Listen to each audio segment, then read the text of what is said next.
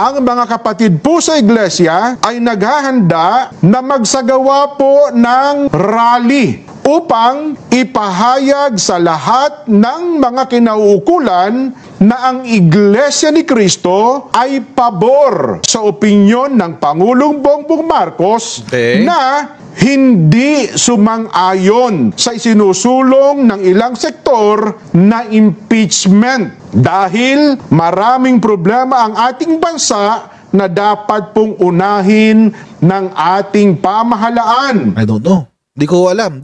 Baka yung mga nag-announce, they jumped the gun. Hindi ko alam. Ayoko mag-conclude eh. Hanggat hindi naglalabas ng announcement ang leadership ng INC. So, again, I don't know. I don't know kung how true or false this is. Si Marcoleta yan. Kasi ang alam ko nga, Audio Breed.